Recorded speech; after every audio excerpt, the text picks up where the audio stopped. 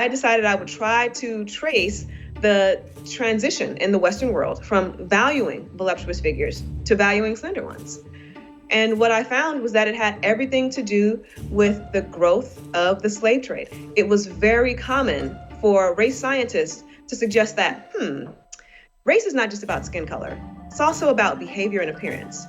So from this, we have the seedlings of our current aesthetic system, which suggests that white, slender bodies, especially women's bodies, are valuable. But fat bodies, and especially fat Black bodies, are worth denigration. When times get tough, you need to get proud. No need to look backward, put your feet on the ground. Stand up, stand up. Welcome to the TheFallenState. I'm Jesse Lee Peterson. Thank you all so much for being with me. I absolutely appreciate it. Don't forget, you can support the TheFallenState by going to TheFallenState.tv/donate and also on locals.com. So click the links in the description there for locals.com. And thank you all for helping support our work. Very interesting guest today. I have with me Sabrina Strings, and she is a professor and the North Hall Chair for Black Studies at the University of California, Santa Barbara. She is also a yoga instructor and an author. Sabrina, thank you for coming. I appreciate it. Thank you for having me. Amazing. When I read that you were a yoga instructor, you don't see many Black people in yoga. Well, there's a growing number of people entering yoga, but the problem is, like many other things in America, you show up into a space that people think of as being white, even though obviously this comes from India. And white people are sort of uncomfortable, like, oh, do you belong? Now, this kind of attitude pushes Black people out. And for a long time, I was part of a group of people organizing against this type of racism in yoga spaces. So yeah, we're making our way, but we've had to fight white supremacy, surprise. Really? And so when you, as an instructor, do you guys do that, just the exercise part, or do you do the chanting part too?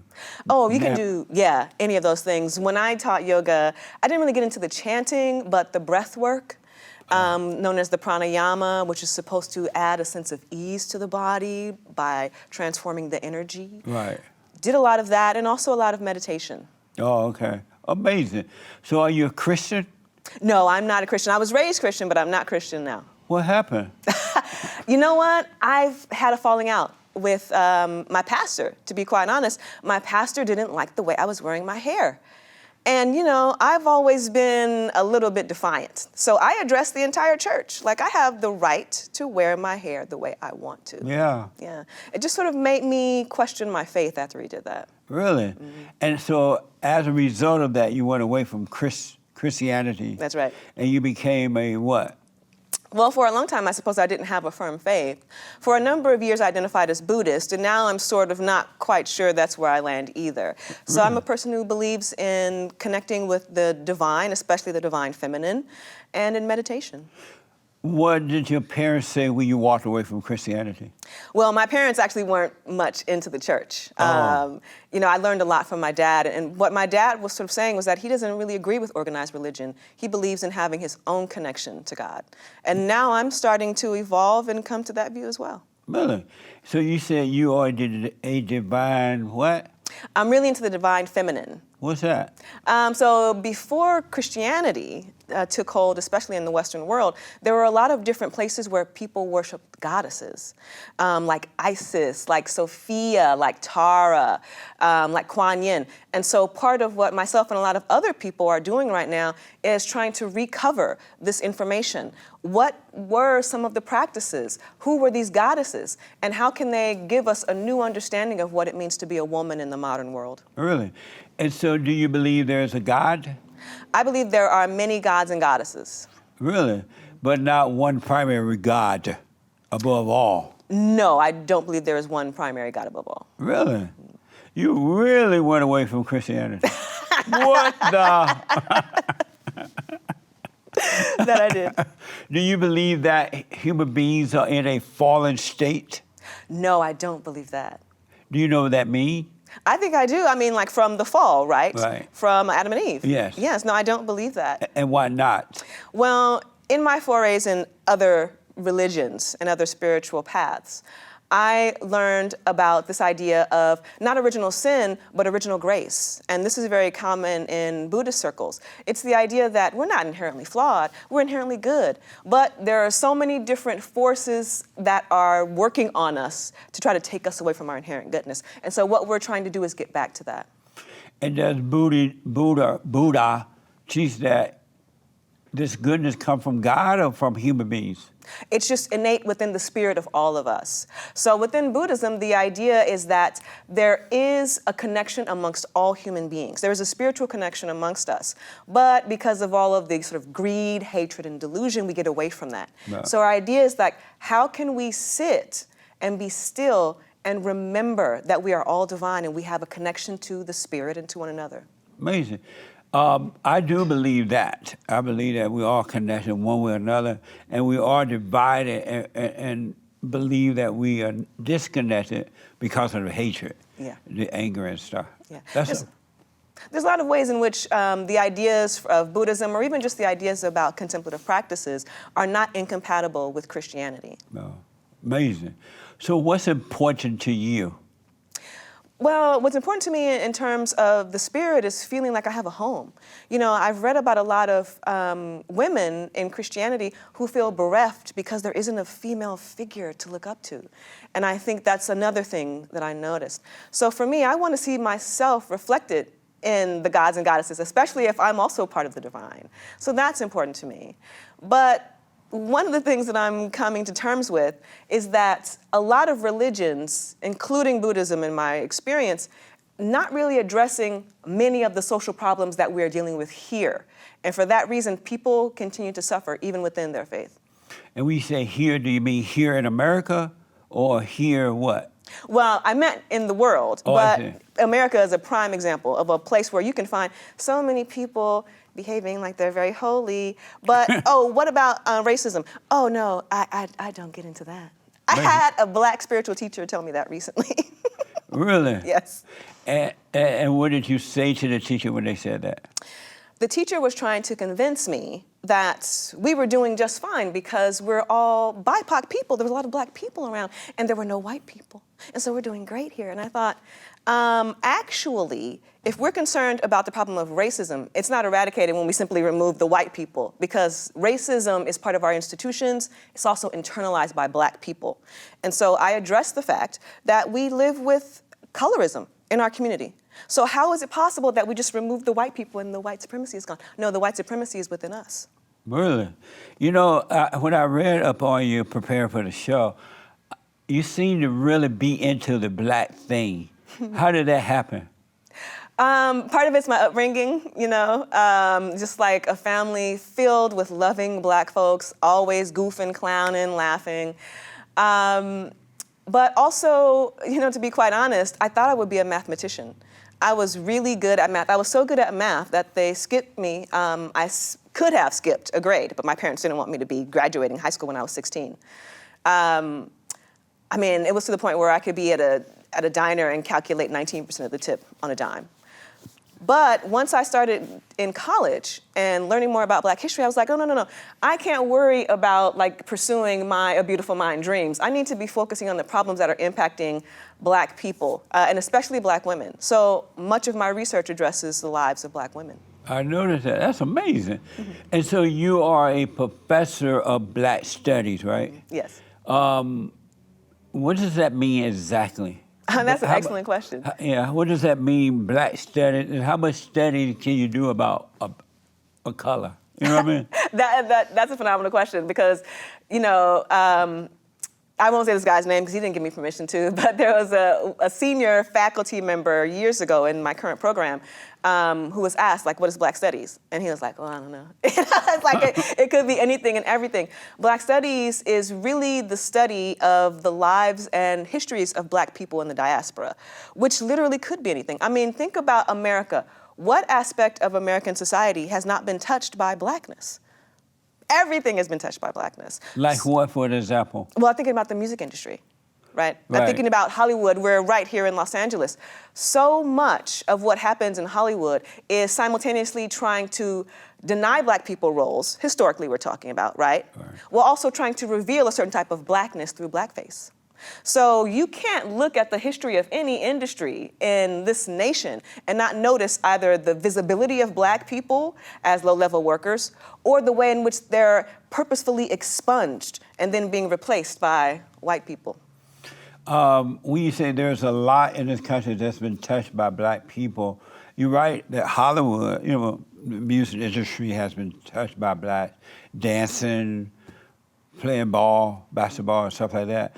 But real things have not been touched by blacks. Like science, building airplanes, making the world work. The blacks have not had a real impact on that.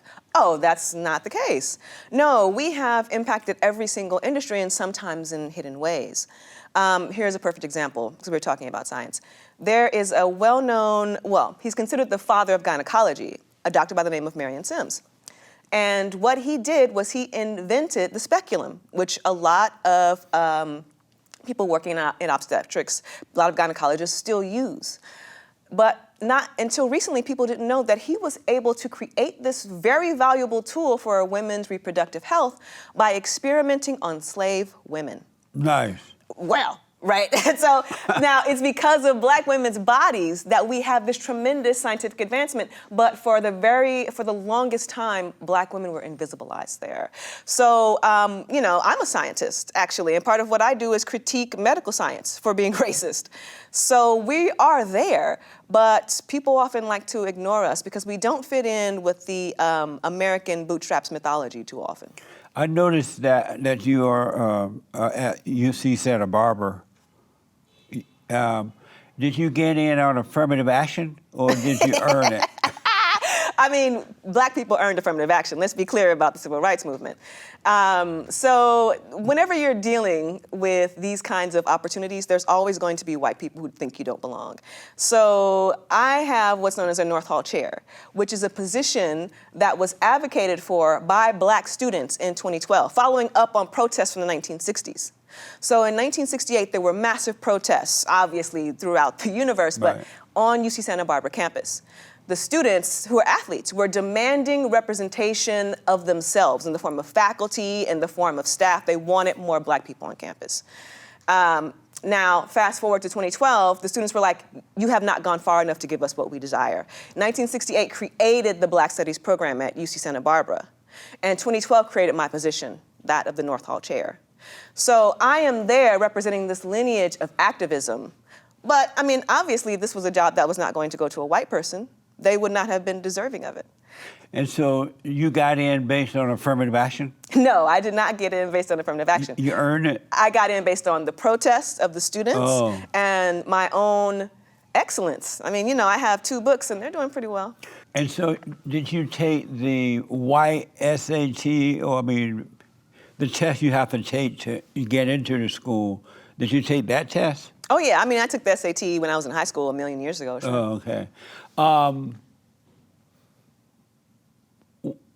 I noticed that when white people allow the blacks to go to their schools, the black people are always complaining, and then the value of the school go down. It doesn't get better. It's like the blacks don't make it better. It seems to get worse. Why is that? What's interesting? There's a lot of ways in which education, especially in California, is crumbling, but black people aren't to blame. We don't have the power or authority. Frequently, when we get into university environments, we're immediately marginalized. So what we experience is that people express a tremendous excitement and joy because they want to have diversity. And what they usually mean is we want to make sure we're not only looking at white faces. But then once they actually hire black people, they don't want us to have any institutional power. So we are constantly fighting just to be on equal footing in that place. But you're not wrong. It is true that schools like Yale and Harvard partially maintain their status as elite universities by refusing admission to too many poor people or too many brown people. So they have very tight controls over who gets in, not to mention legacy admissions to allow more white wealthy people to get in as well. Why do the blacks want the whites to lower the standard to let them in rather than keep the standard where they are, make them better? Why do they say, well, the SAT test is too hard for us? That's a white test. Or algebra is too hard. That's white algebra. They don't seem to rise to the standards that are there in our country. They fight to bring them down. Why is that? So when you look at things like the SAT test, which I was required to take, took that and the GRE, it turns out that the person who helped create the SAT test was a eugenicist. So before that, they were creating all of these ideas about there's definitely inherent intellectual differences between black people and white people. And how can we prove it? I mean, how can we test it? And so what they did was they invented tests that benefit white persons. And this is the problem with the SAT. These are culturally biased tests. They rely on knowledge that might be more likely to accumulate in white and middle class spaces. And so why every other race, Mexican, Chinese, not black, whatever, right? They seem to be able to pass the standard test, the white folks test. But it seems to be only the blacks that complain about it. Why is that? Well, that's not the case. I mean, there's quite a few Latinos who also suffer from the SAT. But I know today there are some lazy Hispanics that have joined forces with the blacks, and they have started complaining. But on a normally it's just the blacks can't pass the test. Everybody else can, or everyone else come up to the standard of what's norm. Except the blacks. Why is that? Should we always make ourselves should we always accommodate white standards? But they are normal standards. Work hard, think for yourself, be an individual. Rise above the situation. Those kinds of standards, I think many people would agree to, but that has nothing to do with the SAT. The SAT is, and many of the types of tests that are standardized in the United States are simply culturally biased. They're created by white people asking questions about white things. But every other race seems to be able to pass that standard. That's not exactly true. What happens if you look at the SAT, so we'll use that as an example. We have Asians here, then white people. So why aren't white people doing better? Well, Asians are doing better than the whites. And there it is. And why is that? So they really rose. I know Asian people, they say that their family make them study. They put the time and effort. So when they go out there, they are ready to do their thing. And now that the Asians are doing well, the blacks are mad at them too, and they want to put them back on the back burner and let them in instead of whoever, They're treating the Asian the way they treat the whites. Well, I don't want to reproduce the model minority myth because there are many Asian folks who also suffer in this country. But the reality is that historically, the Asian immigrants who were allowed to come here came from a certain status in their home countries. They had to get these highly skilled technical visas, they're called HB1 visas or something like this. So we're dealing with a completely different population of Asians coming to America than black people who are born here. If you look at African immigrants to the United States, they also excel at these kinds of tests. So this is not really, this is not really an issue of race, right? So we're all still considered black people. It's about what kinds of resources do you grow up with that can give you a leg up if you are coming to this country and not born here. And I've noticed that the blacks that come here, as you said, from other countries, they do well too. Yeah. But the blacks that live here, they get mad even at the blacks that come here from different countries for doing so well. And they say to those blacks, you're trying to be white. You think you're better than us. They fight with those blacks too. Why is that? I don't know if that happens quite so much. I definitely remember hearing certain black people when I was growing up saying things like, you act white, because I stayed with my nose in a book. But I think we also have to consider the pain of the everyday black people who don't see opportunities arising for themselves. My parents wanted to instill in me the value of an education, and I'm so glad that they did. Right. Because now I think for myself. I didn't just get a degree so I can be some type of functionary. No, I'm thinking for myself about social problems so I can help other people. But I think sometimes it's hard to see that pathway when there aren't so many role models in your community. That's true. If black people think that whites are so bad with these schools and everything, right?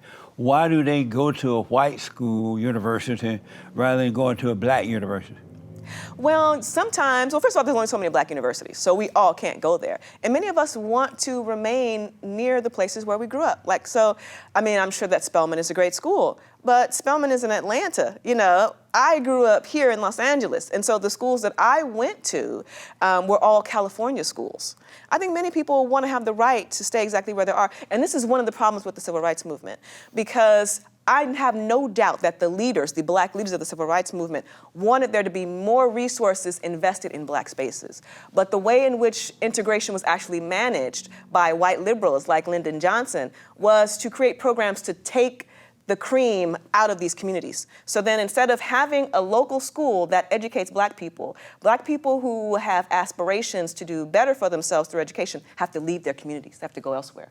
This is one of the major problems that we're facing. We need to have local schools that actually address black people where they are.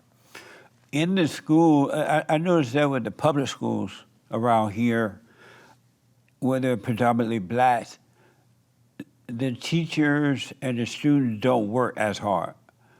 They just kind of run around, party, fight. Well, I don't have any evidence about that. Why don't, like Crenshaw Christian, not Crenshaw Christian, but Crenshaw High School, Manual Art, which used to be black, mostly Mexican now. But those schools were Crenshaw was so bad at one time it lost its accreditation, I believe. Oh, wow. That's it. I can't speak to the issues going on at Crenshaw. I'm not familiar with that information. But I can say that whenever you go to a space that is exclusively white, especially an educational institution, you can recognize it as immediately fraudulent. We don't live in a white world. These spaces need to be representative of our social world. So that should be the goal. The problem is the way in which they're incorporating people is usually to keep them at a disadvantage. Amazing. Okay, I want to ask this about, and then I got so much I want to ask you, right? Okay. Black studies. Should a white person take, and why would a white person take a black study class? Oh, yeah. Oh, no. I have white students in my classes, and many of them do quite well. You should want to learn about the history of the African diaspora just to be an intelligent individual. We live in a world filled with a multitude of folks from different places. But a lot of what has historically been taught at universities and colleges is like white empiricism, based on things that happened in Western Europe hundreds of years ago. No, we need to be caught up on the lives and experiences of people from a variety of backgrounds. And the white students get that. It doesn't seem to be a tough class to take. Oh, it's tough. You just sit there all day, well, not all day, but you sit in this class and all you're hearing about black people. That doesn't seem to be difficult. It's not difficult to hear about slavery? I think it's difficult. Why? Well, first of all, we live in a country that has yet to issue any type of apology, any reparations. Bill Clinton did that. Oh, well, that's minor. I'm talking about something meaningful that the black people accepted. No, we continue to look for ways to have this country reckon with slavery. It has not happened. Technically, this country should also reckon with the civil rights movement because people like to tout that like it eradicated racism, whereas it didn't. It had some gains, but we are still dealing with tremendous downsides. Do you agree with me that the civil rights movement was, other than abortion, the civil rights movement was the worst thing that ever happened to the blacks? No, I wouldn't say it's the worst thing, but it wasn't the best thing either. Right. People treat integration in the civil rights movement like, we did it. There's too many people acting like we did it. We didn't do it. Part of the reason why we didn't do it, again, so many of the movement's black leaders were assassinated or incarcerated or had to flee the country. So integration was largely managed by white liberals, and voila, here we are, living in a white liberal paradise. Amazing. When I grew up in Alabama at the time, the civil rights movement was happening. Mm-hmm. And I remember the Jim Crow thing and all that stuff. But blacks were better off then than they are today. Mm. They were individual thinkers. They had their own families. They worked hard. They owned business. They bought land. And they treated all people, white and black, the way that they would like to be treated. And if they wanted to go to a university, they went to predominantly a black university, of course, but they came back educated, and they were never complaining that they were less educated than the whites. There was no comparison, comparing themselves to the whites. But once the civil rights movement came about with Martin Luther King and all those guys, they made blacks believe that they were less than, and that somehow or another they need a helping hand from the white man, and they needed this and that. So black people lost their way because they put those people, which were race hustlers, in the place of God instead of having family like they did before. And the civil rights people sold them over to the Democratic Party because prior to that, most blacks were Republicans. They helped start the Republican Party. So the blacks became worse, and they have gotten worse since the civil rights movement. Why is that? So I don't agree with everything you just said, but there's definitely a way in which people put too much stock in the idea that we're going to end all of the social problems that exist by race, across race lines, by simply working toward integration. Because the thing about whiteness is that it's not about white people exclusively. Whiteness is an ideology. It gives us a variety of different cultural products, not the least of which is a hierarchy of beauty that sorts women and puts white women at the top. That's just one of them. So, and when we decided to integrate, how did that possibly eradicate pre-existing problems in black communities? It didn't. And I think that there were more black teachers who were truly invested in the project of educating black people under Jim Crow. And I'm getting that from some of my elders. Yeah. My aunt raised here in Los Angeles, and she says, in some ways, the time before integration was better because we were all together. And we were the ones in charge of educating one another. She said that when she went to a school that started to get integrated, and they brought in white teachers. This white teacher decided to have one black male student sitting outside of the classroom every single day as an example to all of the black students that they better not cross her. Amazing. Segregation was better before the civil rights movement because it made the blacks be more independent. And the white people were independent too, they were doing their thing. But once they did forced integration, because the races were gonna come together, and they were coming together naturally, not based on force, but by choice. Because as you know, you can't make someone love you, right? Sure can. And so they tried to force the whites and the blacks to come together, and that was one of the major problems. And then with the black teachers were as good as the white teachers were with their students. They dressed right, like adults. They carried themselves as adults. The black student would say, yes, ma'am, yes, no, sir. We were required to really do our homework and pay attention. But once you integrate it by force, the black kids just seem to have just given up after that. And there was no desire to really earn your way, because the Democratic Party had told them, we're going to give you everything, don't worry about it. And so the blacks, especially young adults, and young kids just gave up, and since then it's just been downhill. No, people haven't given up. I mean, people like me are still out here, we're still hustling, we're still trying to figure it out. But the reality is it's harder to see where you belong now. I mean, so the fact of the matter is that the quality of education is diminishing across the board, in my personal opinion. It's a mess. Yeah, and this is not about black people specifically. I mean, quality of education in America is declining. We're not investing in it the way we used to. So all of the time we're realizing that federal budgets for education are shrinking. You know, the state budget is shrinking. Okay, well then how are we supposed to educate the growing population of Californians? But they were able to do that without the educational program of the government. They did better by not having that funding from the government. They had private donors that helped fund the schools and things like that. And so the schools meant more than they do now. Now it's just all about junk. It's not about reading, writing, and arithmetic, right? It's about changing the body parts from boy to girl, girl to boy. Okay, we don't want to be transphobic on here. It's about teaching how to have abortions. It's about how bad the white man is. It's not about reading and writing arithmetic. Have you noticed that? You agree? Well, so I teach about sexual diversity, and it is absolutely essential that we read about and understand the lives of people who are gender diverse, who are non-binary, who are trans. Why do we need to know about that? If somebody want to do it, they have a right to go home and cut it off. Right? We need to know about it. And then they have a right to go to school with it cut off. But keep the pants on, keep the dress on, and no one will never know. Well, we have a right to be visible, that's why. Just like black people. Just like we have black studies so people can understand the black struggle, it's important to have gender studies so that people understand how you are treated in the world as people of different genders. But no one would know if you didn't tell them.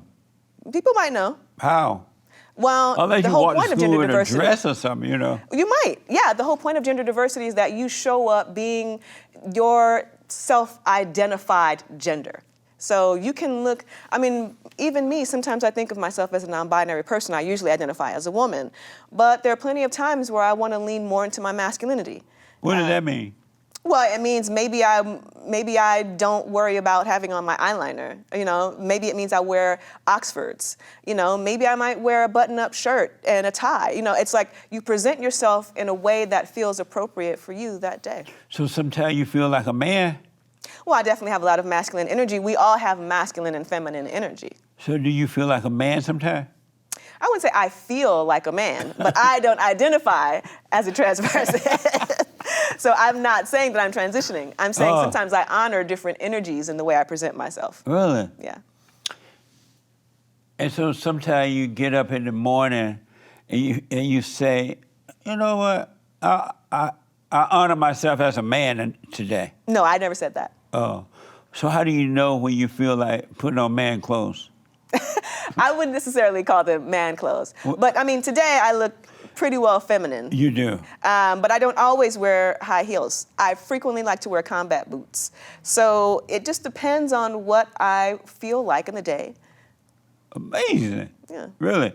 Do you love white people?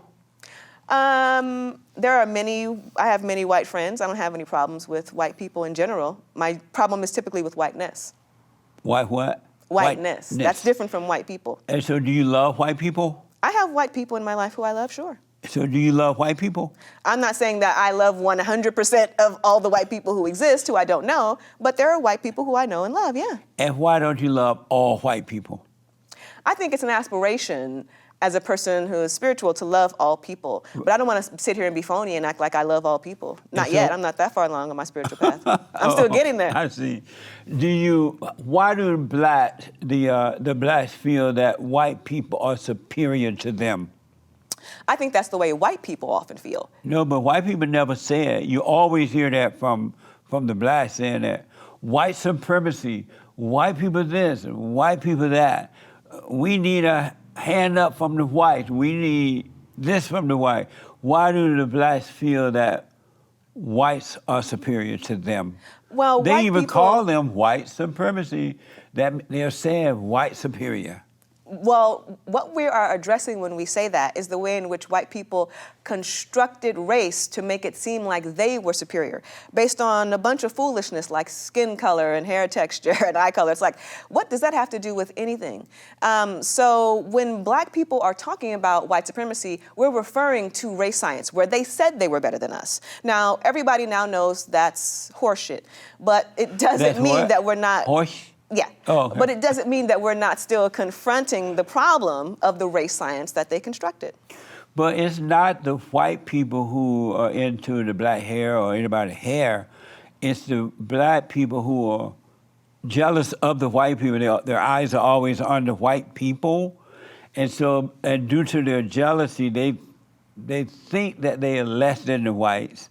And so they're constantly trying to prove to themselves and to the whites that they are the same or better. And so it's the blacks themselves that are into the hair thing and all that. Because prior to that, black people didn't care about white hair being that way or this way or that way. Prior to what? Prior to the civil rights movement. No, come on. Black people did their hair, they had pretty hair. They used to put it in corner, whatever way. And they were not trying to compare their hair to white people because they weren't into that until the civil rights movement. I find this to be historically inaccurate. What do you mean? I'm I was pretty there. Sure. Okay, but not like Madam you were C.J. saying. Walker, What? right? Madam C.J. Walker invented the hot comb, I'm pretty sure in the early decades of the 20th century. So well before the civil rights movement, there was already Eurocentric beauty standards. I don't think black people would argue that there are no Eurocentric beauty standards. White people invented those things. The reality is that you don't just get to show up in any space as a black person in America looking any way you want to and expect dignity and respect. When she created this hot comb for women, white people were doing the same thing to their hair too. White people, and it was known, white people, black people would straighten their hair out with a hot comb, or sometimes they would wear nappy. And white people sometimes would straighten their hair out with hot iron or whatever they used to use. And it was something that all women did. It wasn't a black thing or a white thing. It was just what women did. But it's the black women who are now saying, oh, it's the white hair better, blah, blah, blah. No, they haven't said that. Whatever they said. They the one made the hair thing an issue, not the white people. So if you go back and look at the very earliest racial scientific reports, they will talk about black hair like it's wool. And I've written about this some. So white Europeans were very clear that they thought that their hair, because it was straight, was somehow preferable to the beautiful, exciting locks that are made possible by kinky, curly hair. And the reason why we have something like the Crown Act in California is that you could be discriminated against as a black woman with your natural hair if you're in a white space and white people think that you are out of place. So we face a lot of biases as it pertains to our hair texture. But that wasn't because they thought that white hair was bad. It's just that they had a higher standard of how professional people going to work should look. So the higher, And right up to black- white, so it's higher up to white, or like what? No, I'm sorry. You said it's higher, but I'm like, well, Meaning going that up they to what, like for whiteness? you to look clean and decent at work. There was a time when that. And so even when the black women went to work and black men, just as the white men and the white women, they had to comb their hair, they had to look like they're going to work, not like they're going to the cotton field. So, You know what I mean? yes, but And so I guess... which look better? A black woman coming in with the hair done like you, or some black woman coming in with a fro? I mean, I don't think there has to be a hierarchy made. Which I've look seen better, some though? dope fros. I've rocked some dope fros. So you can have a beautiful crown of glory. Which look better though? A hair that's done, or just a hair that look like dry stuff on the hair? Even the woman. Is it possible? Wait, okay, let's Even the unpack that, black because is it woman only look black women better. who have to worry about their hair being done, or is it all women? So what now? Is it only black women who have to worry about their hair being done, or is it all women? All women. Okay, well then if it's all women, then this is not about black women at all. But it's the black, that's right. But the black woman complaining about her hair, she's trying to make everybody accept this hair thing that doesn't look right. You know, Let's look right according to what or who. Only according to you white could standards look at does a not pretty, look right. you could look at a pretty black woman, right? Plenty of us. And then she looked pretty from here down. Stop this. And she could be like dressed up. But you look up here and the hair's up there, it's like she forgot to comb her hair. No. And she doesn't look right like that. Look like something's missing. a woman's glory is her hair. And so when these black women leave their hair undone, they could be dressed to the core. If you had that nappy hair right now, you wouldn't look as pretty as you look right now. My hair is still napped. I mean, this is still this is locks. But okay? it looked like you took time and you did it. It's not all dry and it's hanging like a woman hair should be hanging. This is a lot. There's a lot of things going on here. That you know what I mean, right? Okay, sir. You know what I'm talking about. You do realize that there are plenty of black men who wear their hair natural. And so how is it different for black women? We shouldn't be able to wear the hair that grows out of our scalp? Because a black man that wear an afro, right? You expect a man hair to look bad. I don't. I don't know which men you know. I expect a man hair to look good. But you don't expect a woman hair to look, because since her hair is so glory, you don't expect her to look bad. Women can look any way that they want to look. Part of the problem that we're not speaking to here is that there are so many men, and many of y'all are black, who expect black women to look more white in the ways in which we present ourselves. Our hair should be straighter. It should be longer, more European. Our skin should be lighter. There's all of these expectations that men might have about women that are actually indebted to the colonists. No, that's natural for a man to want that. It has nothing to do with the white person. In the good old days when boys were boys and men were men, black women wore their hair very nice because they knew it was their glory, and they knew that that's what men want. Men want women to look as pretty as she possibly can, right? And so they would naturally do their hair. I remember my first girlfriend, and other women too, they used to wear those French wool thing in the back. You know how they used to? Yeah. And then they would dress up, they'd be so pretty. Yeah. And they wear this stuff, but now, when I was growing up, you would not even see a black woman with a fro. Yes, you would. I mean, that came after the Civil Rights Movement, but not prior to that. I'm pretty sure that started in the 50s. Well, unless it did in Chicago or New York or something. No, by the late 50s, they were already doing that. I got to ask you so much more. You have a book, in your book, you say, The End of Love. The End of Love. Well, I just went down, I want to quote it right. Oh, your book, The End of Love, Racism, Sexism, and the Death of Romance. Yes. You argue that it is harder for a black woman to find a long-term relationship. And why do you think that is? Because it is. Why do you think that is? The problem is that so many men are expecting a woman who is slim, white, and pliant. So they want a woman who is fair-skinned, with straight hair and a slender physique, and is going to do what they say. Now, as you might imagine, after the many feminist movements that we have had in this world, and especially in the West, women aren't mostly up to that. We, for those of us who are looking for a man, want someone who's going to be a partner, someone who's going to be a companion and equal. But unfortunately, that's not the view that many men have. So that's what you mean by the end of love? Well, partially what I'm talking about in the book is the reality that romantic relationships, people used to call them love, but love and romance are not the same.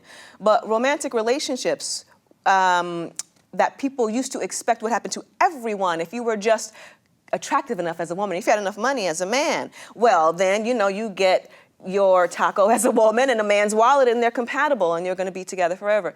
More people are either not finding romantic partnerships when they want them, or getting into them, such as I have done, and then realizing, I don't want that. No, let me get out of that. So at the current time, according to a couple of different studies that I've seen, 52% of adult women are single.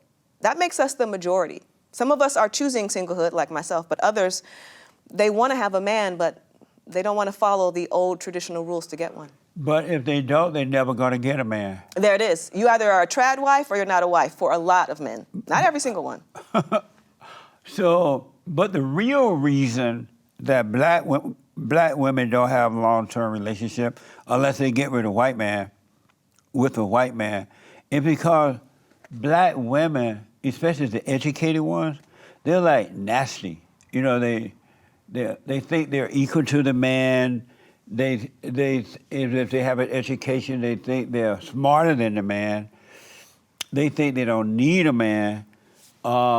They have nasty attitude, Okay, I agree with 2 of those 4 things. You said we think we're equal to men. Yeah. And that And also, they don't want, I noticed that educated women of all races, but especially black women, they don't make for good wives and mother to men children.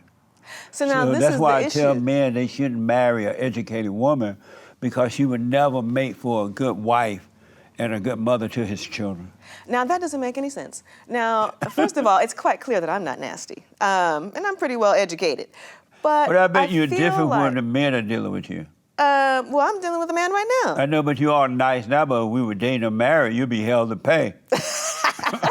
You know, we're dealing in counterfactuals. Okay, let's focus on the things that are really going on. Okay. So, no, in reality, a lot of women are single because men are looking for simplicity, and they're especially looking for women who are considered attractive enough in a white visual economy. I call these women sufficiently white. Oh, what's their body size like? Oh, okay, what's the hair like? Oh, how much money do they have? Don't get it twisted. There are plenty of men, and I've encountered multiple men like this, who are looking for successful women so they could take it easy. Right. So we're dealing with a number of confusing problems, not the least of which is that women do have high standards, and women who want male partners want to find an equal. But unfortunately, a lot of men are looking for a woman who is subordinate. But it's normal for a man to look for a wife that will obey him, that would not be trying to go to work, but would stay home and raise his children, watch over his children, keep the house clean, and stay barefoot and pregnant in the kitchen. That's a trad wife. That's why. I think you're right. It is normal, and in the sense that it's historically been typical. And that's but it's not that helpful. Worked for who? It worked for the men. It worked for the men and the women in the good old days, but now it's not working for either the man or the woman. There it is. Because the man can't find a woman that is a common sense woman anymore. Well, I think instead of having common sense, women want to have dignity and respect. Hence feminism. That's a mess, though. No, feminism has given us a sense of who we are and what we can achieve in the world. The women now, feminism has caused women to be old and lonely and lost. I don't think feminism is causing women to age specifically. Meaning that they're getting old with no husband, no children, and they regret it. They done had their little career. And so once that ego fulfillment is not working, they realize, I should have gotten married, I should have had children, but it's too late because a man don't want an old woman. That's not about love at all. Well, you know, it's interesting because I think a growing number of women are realizing that we can either be trad wives, as you've articulated, or we could be single and happy and partying it up with our friends. So I meet a lot of married women who look at my life and wish they could have what I have, you know, to be successful, to be on TV doing various things, and really to be cultivating the kind of community that I want to have for myself. But that's not life. That's just a false imitation of life. How's it not life? The TV thing and the party thing and the degree thing are going to fade away, and then you're going to be lonely. You know, reality is going to set in, and you're going to think, what happened? Because all that stuff is not fulfilling you. Oh, it is. It's just giving you an ego gratification, but it does nothing for the real you. Well, I was talking about my spirituality. That's why when you're alone, you feel lonely. No, I have the my man spirituality. is not around. I have my community of women and fellow practitioners. Not all of them are women, but many of them are. So I have a group of people, not to mention my biological family, who love me and support me, who I see regularly. And that's what we need in our lives. We don't have to have a marriage to be happy. In fact, one of my friends, her mother was married for nearly 50 years, and they got separated. And when my friend talked to her mom about it, she said, you know, you can feel really lonely in a marriage. All right. The man and the woman feel lonely because even with the marriage, it doesn't fulfill the soul of the person. It's just two people come together to make babies, to raise a family. But the real love comes from God, of course, but it doesn't fulfill. But to be a woman and to get old and don't have that is hard for the woman. I think a lot of people want to scare women with that. They want to be like, you're going to be old one day and no man's going to want you. No, I'm hearing it from women all the time. Let me tell you something. I went to the Anita Baker concert, you know, when she was like, I'm retiring, and then she didn't retire because she got... Right. But anyways, it was amazing, this concert. And Stevie Wonder showed up. like a surprise guest, Stevie Wonder, just got on the stage. I don't know if I'm about to get in trouble for what I'm about to say. But anyway, let me tell you how Stevie Wonder was trying to holler at Anita Baker. I mean, the way, like, just the interactions between them. I'm not sure how old Anita Baker is, but I think that she's over 70. You know, she's at least in her mid-60s. So she's still alive? Anita Baker is an amazing songstress, and No, I know everyone she still can shows sing, up for she her. perform well. Yeah. I didn't know she was still alive, though. But the point that I'm making is that I'm waiting for the age where men stop looking at me. I mean, it's like, it doesn't even matter what I'm wearing. If I'm somewhere, men see me, they think, oh, maybe this is my shot. This is what a lot of women endure. So I don't think that the question of aging out of men's interests is really a real one. Well, men, when they're looking at you, they're not thinking, they probably think you're pretty, I guess, but they're also thinking, I want her for sex. Yeah. They're not thinking they want to marry you or anything. And that's the problem a lot of black women experience. How do you feel about that? That's a problem for me personally. I mean, unless I'm also sexually interested in that person, which doesn't happen a lot. But overwhelmingly, black women are not viewed as being worthy of sexual relationships, long-term sexual partnerships. Usually when people are looking for a long-term romantic partnership, they're looking for someone who is sufficiently white. And all of the data show this. Right, it is, but because they can't find a black woman that they know that they can be one with, they can have a family with, they're not gonna have to fight with her all the time and blah, blah, blah. So they look outside of the black race because they're looking for a woman that won't be trying to be equal to the man and won't be all nasty and, you know how black women are. I mean, I know how stereotypes about black women are. But I you know know how that they white are, too. guys are the ones who invented those. What? White people have invented the stereotype of black women being But sapphires, we can see it, angry, we can screaming. see it for ourselves. You mean to tell me You know- you've never seen an angry white woman? No, I'm not saying I've never seen it, but I'm saying that majority of black women are angry and out of control, and so black men There's are no seeing- data on that. You made that up. I don't need data on it. I see it by myself. Common sense shows it to me, right? No, you cannot. And I hear That- other men say No. that too. They don't want a black woman because they don't want to deal with that attitude. So how do you feel with professional black men, basketball players and governors or whatever, they end up marrying non-black women? What do you think about that? I think that in many instances, what they're trying to do is move up the status hierarchy. You know, it's so easy these days for people to pretend like every relationship is about love. Most relationships are not about love, at least these ones that are supposed to be through the romantic circuit. They're often about status. But black women have money now because they got this false education thing. So why would they marry a black woman for the status? She got the same money or even more money than the white woman. Why wouldn't they marry a black woman with money for status? Status isn't just about money, it's about access. So you can be a wealthy black woman, but you can still be in places where white people won't want you there. Like what? Whereas if you are a black man with a white woman, you might find that it's a little bit easier to move through the world. You might find a little bit more social fluidity. That's what many of them are after. And the money doesn't hurt too, because they often have more money. But that doesn't exist. That's not true Yeah. about the access thing. Oh, yeah. It's absolutely true. I want to ask you about body fat. Uh-oh. You write a book about that too in your book. Sort of. It's about fatphobia. Yeah, Fatphobia, yeah. Yeah. You write, it sounds or seems, and I may be wrong, that you're blaming white people that black women are fat. Mm-mm. You said it had slavery and that in the slavery days. What is happening? You said during slavery, the white people, and correct me if I'm calling you wrong, of course, because I don't have it in front of me right now. You said something like the white people made the black women fat. No, I didn't say Or that. the white women, the black women were already fat, and the white woman was not fat. No, I didn't say that either. And so they made the white skinny look beautiful, and fat black women look bad. That's not what happened at all. What are you saying with that? What I'm actually saying is that race scientists were trying to identify ways to keep race going because skin color was no longer a very good proxy, right? There was all of this sex happening between supposedly black and supposedly white populations, creating all of these light-skinned people. And so they said, okay, we need to build up our racial scientific ideas. It's not just about skin color, it's other stuff too.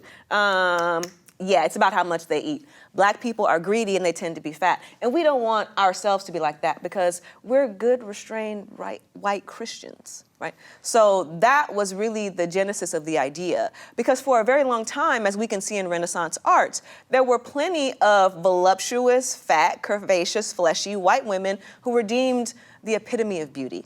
You look at the work of Peter Paul Rubens or Titian or Michelangelo. I mean, there's so many different artists who were drawing fleshy, beautiful white women. You can see that now if you go down to Alabama. Okay, they're still drawing them. You're going to see some fat white women down there, too. They had a smorgasbord. Stop it. And so you're going to see fat white women and fat black women go up to that smorgasbord line 8 times. And all of them are worthy of big as a respect. house. No matter what their size. They That's black the and main white, point. though. Yeah, okay, well, fine, yeah. So fat black women didn't come from white people. No, fat black women have always existed, and Right. fat black women will always exist. It's funny, too, when I read that, I reflected, and when I was growing up, before the Civil Rights Movement again, I don't ever remember seeing fat black women, either old or young. And as a matter of fact, all of my girls, the girls I dated, they had amazing body, little tiny waistline, thin and. What's this have to do with their character? No, I'm just saying that slavery, white people didn't make fat black women. Because in the good old days when blacks was in charge of their own life, they knew that fat was a health issue. You know, and that's why they lived longer too, because they didn't get fat. One of the reasons, right? Because they knew that fat can cause high blood pressure, it can cause other disease. And so even without being told by some white man, they took care of themselves. So I don't even remember seeing fat black women until I went to the city, up to Indiana and Chicago and those places. And that's when those women were fat up there. Yeah, I mean, you could be any size and be healthy. Being No, thin but doesn't being make you fat healthy. is not healthy. You can absolutely That's be a why fat, those healthy women person. live long, because they were not fat. Are you trying to suggest that the life expectancy of black women is decreasing since you were born? Because I feel like that's not true. Yeah, and those fat ones. No, there's no evidence of that. Yes, they do. They have high blood pressure. No. They have heart attacks. No. They can't walk as fast. So now, and they stay hungry. a lot of this is based on folk medicine, and unfortunately, even the actual medical industry reproduces these ideas. This is false. The whole idea about obesity relies on something known as body mass index, or BMI, and this was invented by an astronomer. Now, how is it possible that an astronomer who was not in any way remotely concerned about health outcomes has invented a tool that we have decided to use for health outcomes? The whole thing is preposterous, but here we are. I don't know about all that, but I do know that fat black women weren't around in the good old days. Yeah, they were. Mm-hmm. And Miss Shule lived to be 100 or something. Miss Eva Lou, 90. Miss May, 120. Big Mama Thornton. What? Big Mama Thornton existed when you were growing up. Now, there were fat black women. You trying to do me. I've been knowing about Not in that. Alabama. There were plenty of fat black women everywhere. Where? Like where? Not when I was growing up. Okay, I don't know where you were growing up, how there was no fat people, but fat people have always existed. Well, I'm sure fat people have always existed, but my point is that fat black women didn't come from racism. And fat black women have not, there have always been fat women, I'm sure, but they were like thinking it was good to be fat. You know, they were. I didn't say that racism invented fat black women. I never said You that. said slavery did or something, right? No, I said that race science suggested that there was a connection between fatness and blackness because they wanted to continue to find ways to denigrate black people. So they switched it up. Previously, white people enjoyed fleshy women across race, fleshy white women too. And then, as they were trying to figure out additional rationales to keep black people enslaved, they were like, nah, they got an appetite issue. They eat too much. So that's when white people changed the standard and suggested that fatness was wrong because it was connected to blackness. Well, that's not weird, because when I was growing up, black people knew the standard that fat wasn't good. And no white person told them that.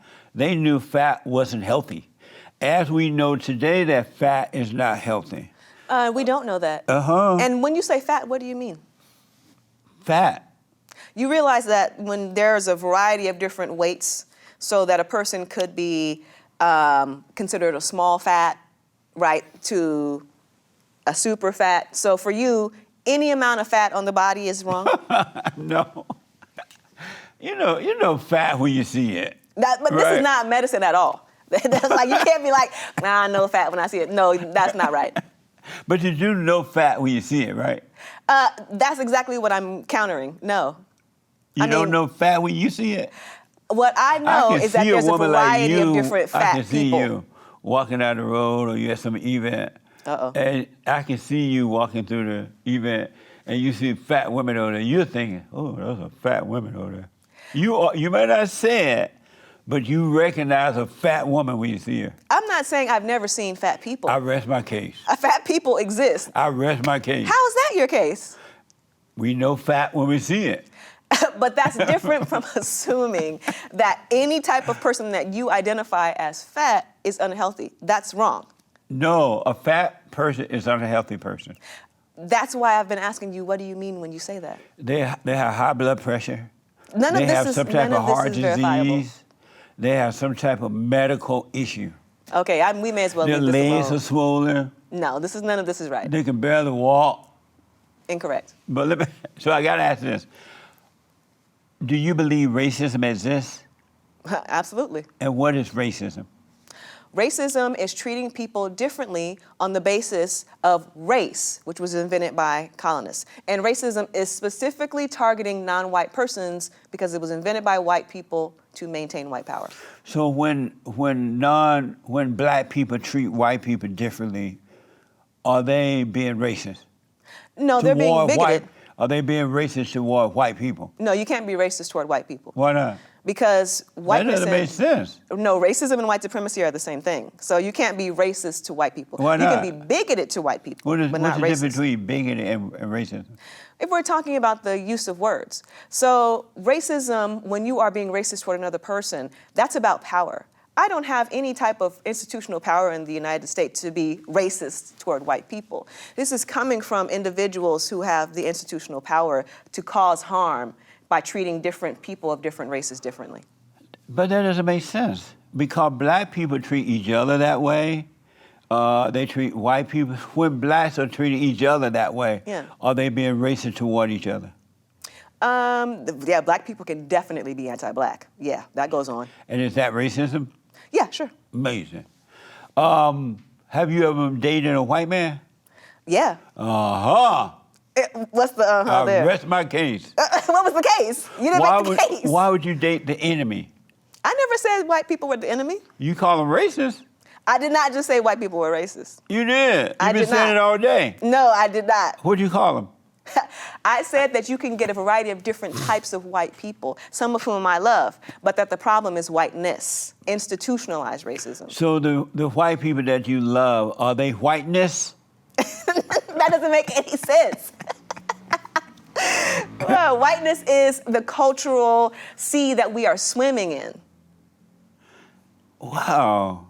That's amazing you think that. Do you really think it, or are you saying it because it makes money to say it? It doesn't make a whole lot of money to critique whiteness. It makes a lot more money to try to be more white. Why do black kids want to live in black dormitory when they go to white schools, when they don't have to go to a white school, but they go to white schools, and now they want separate dormitories in different schools? Why is that? Okay. You know how there was slavery, right? Now, the thing with slavery is that when black people were freed, we're kind of partially free, now we weren't giving any resources. So what we're dealing with in this country is there's always been this white power, and then there's been black people trying to figure out how to do for ourselves. It's not the case that black people can have the same things as white people in this place because those opportunities have been denied us. Which is to say, you could go to a black school, but there aren't that many. Usually, as a black person being disempowered, you're going to need to go to a white school. When I was growing up, this was way after the slave thing, right? Black people did better then than they do now. They bought land, they had big families, they got married, they created their own jobs when they needed to.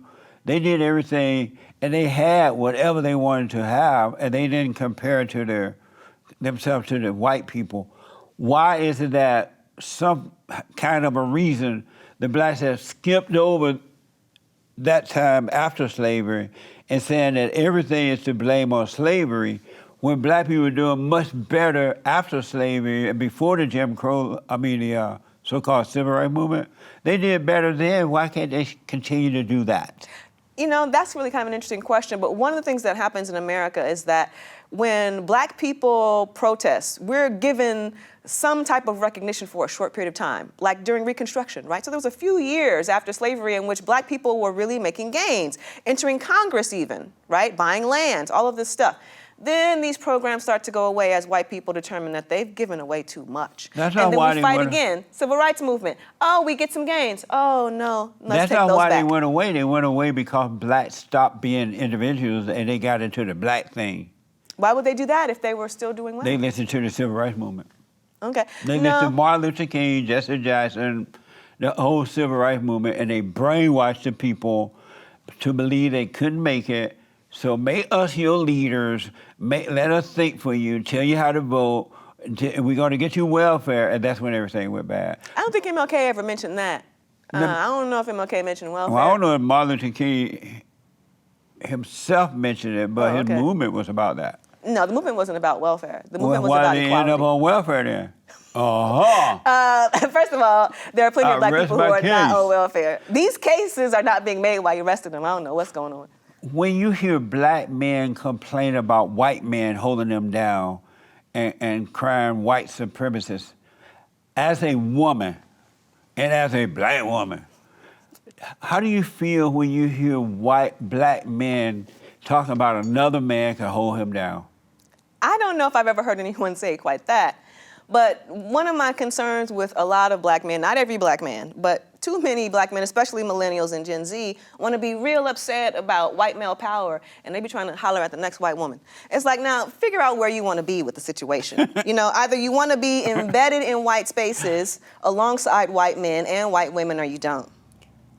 Amazing. I know, let me ask this, blah, blah, blah, blah, blah. Racism doesn't exist. It's a made-up lie by the blacks, too. Okay, well then how do they force us here as slaves if racism doesn't exist? They didn't force us here. How do we get on the boats? We were sold by, well, I wasn't sold, but way back then, the blacks were sold by other blacks to the Arabs, and the Arabs transferred them across the world. That's one way in which slavery happened. It's not the only way. And there's It's no the evidence it was primary- the major. No, there's no evidence of that. I know for a fact that that's what it is. Okay, well then what And sources that are you was, citing? it was the primary way it happened. One of the major ways that black people ended up on slave ships was by stealing black bodies. No, nope, not true. That's just the facts. Go back, it's not true. But here's a more important They sold point. them to Once the Arabs, and that's how they got here in other places. Okay, but once black White people men got had here, nothing to do with it.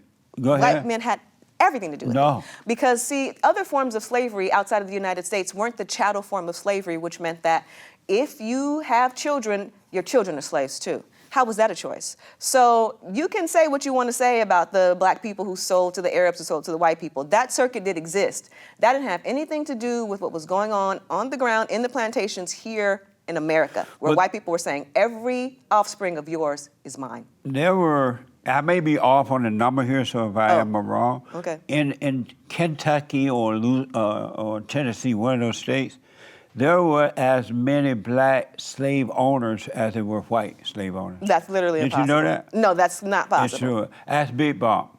Ask who? Big Bump. Okay, I don't know who that is. But that's not, Yes, it's true. It's impossible. Now, I forgot the number of black slave owners, but it was a large number of black people. And I always knew that black people owned slaves, Yeah, too. black people did own slaves, yeah.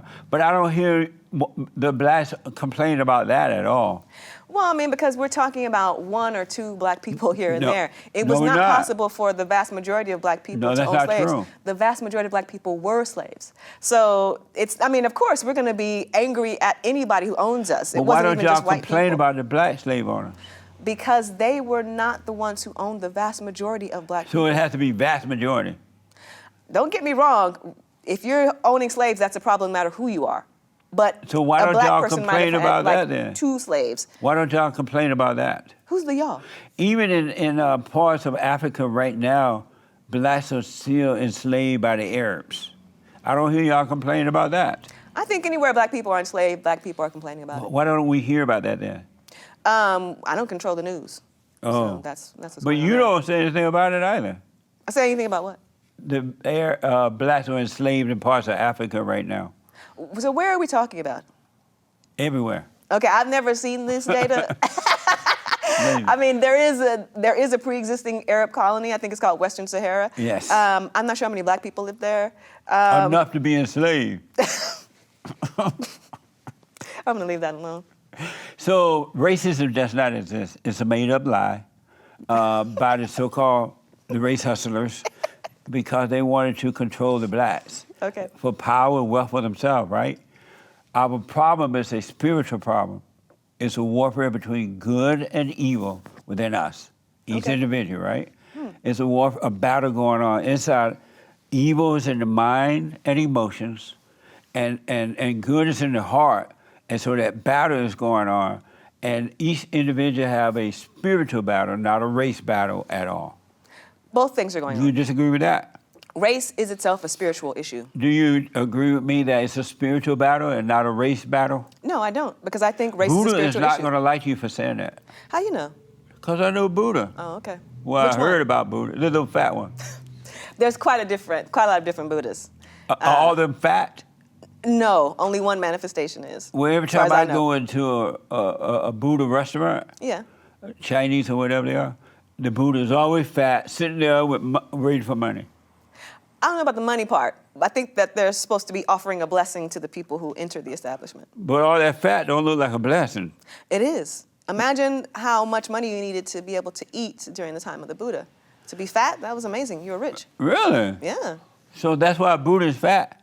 It's one of the reasons why they depict the Buddha as being fat, but there are other depictions of the Buddha where No the one Buddha's has not fat. ever told me. I've asked so many people why Buddha is always fat. Yeah, and Buddha's not always fat. Buddha's fat sometimes. I've never seen a skinny Buddha. Oh, well, they exist. Amazing. So let me ask, should a man ever marry an educated woman?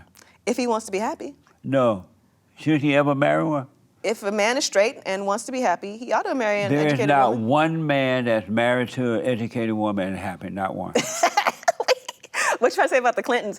Excuse me, Clinton is not happy. Michelle Obama? Michelle ain't happy.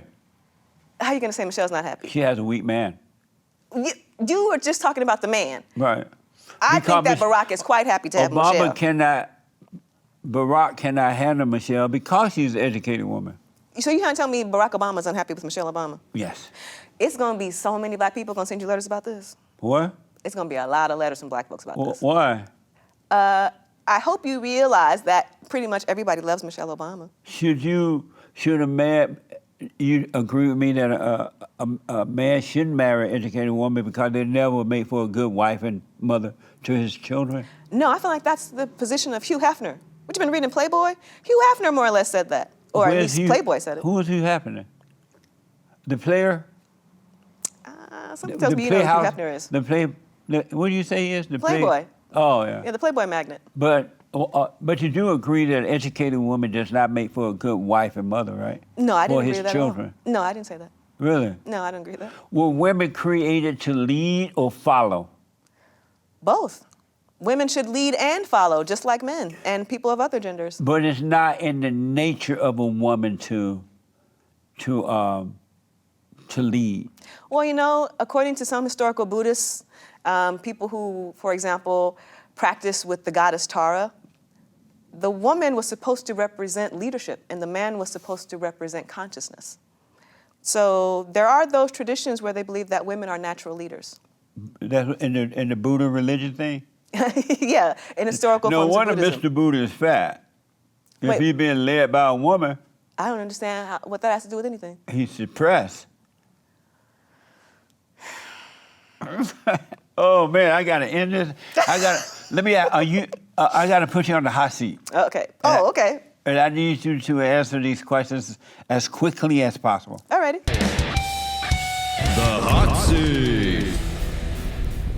What is a man? Let's see. I don't think I know the answer to that. A man is a person who says that they are a man. Is America the best country on this side of heaven? If you are a rich white person, yes. True or false, abortion is worse than slavery. False. Who will you be voting for? The Great White Hope or Joe Biden? Biden and Trump there's so little daylight between them. I mean, Biden sitting here writing checks for genocide, how could I possibly vote for that? I was going to ask you, do you love the Jews? I have Jewish people in my life who I love, yes. Do you love the Jews? I don't have to love everything that any group of people is doing. Do you love the Jews? I have plenty of Jewish people in my life who I love, yeah. And what do you mean by genocide? The genocide of the Palestinian people that is being paid for through American tax dollars. Should the Jews be allowed to have their own homeland? I think that Jewish people have a right to exist wherever they exist. But I also don't believe that you push indigenous people off their land and then put a flag down and claim it. So you're supporting those Palestine people that want to genocide the Jews? There's no genocide of Jews going on right now. No, I know, but do you support the Palestine, those people that want to do that to the Jews? I don't support genocide in any form. Oh, but they be chanting, how about when they chant death to America and death to Israel? Do you support that? I don't support violence against Jewish people. So do you disagree with the Palestine people when they chant death to America and death to Israel? I've never seen anybody chanting that here. No, they're doing it. Do you agree with them when they do it or disagree? I have nothing to do with that. No, but that's why I'm asking you personally. Yeah. Do you agree when they chant death to America and death to Israel? I don't have to agree with anything that anyone is saying. Right, you don't have to, but do you agree or disagree? I've given my answer to that. To what? To that question. They have a right to have their own politics. I've never heard anyone saying death to Israel or death to America in any protest I've been at. So I go to the protests where I've been to plenty of protests in favor of Palestine. Really? Yeah. What happened to you? What do you mean by that? How can you support that and love the Jews? There are plenty of Jewish people who are in favor of ending this genocide. Jewish Voice for Peace, for example. Amazing. Is Joe Biden bad for the black community? It's not good for us. What's he done? So are you going to vote for Trump? No. You know he's the Great White Hope, right? Yeah, so is Biden, for that matter. What do that mean? Biden ain't no Great White Hope. There are plenty of white people who keep running around telling me I better vote for Biden. I'm like, I'm not about to do that. Thank you. Has anyone ever told Hopper to beat you? Probably would. That's why I'm single. I don't have nobody beating on me. Mexican food or soul food? Both. Was Jesus white or black? Neither. Is the earth flat or round? Let's not be foolish. We're not doing that. So flat or round? It's obviously round. I'm sorry? Are we seriously questioning if the earth is round? No, is the earth flat or round? I'm not a flat earther. Me either. You got to get Kyrie. I'm not one of them people. Okay. Oh, God. Flat or round. Does a chicken have lips? I'm not in a position. I don't know if a beak counts as lips. This is a weird. Is it okay for a black man to love the Confederate flag? Okay, according to who? It's okay according to him. I'm not involved in any of that. Is it better to be raised by a single mother or a single father? It's better to have loving parents. No, but if there was a choice, which is better, a single mother or a single father? If they had to have equal. one of them. They're equal. True or false? Sending your children to a public school is child abuse.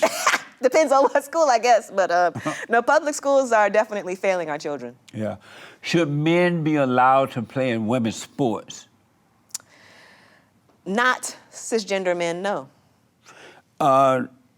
Do you support abortion, killing children in the womb? I support abortion.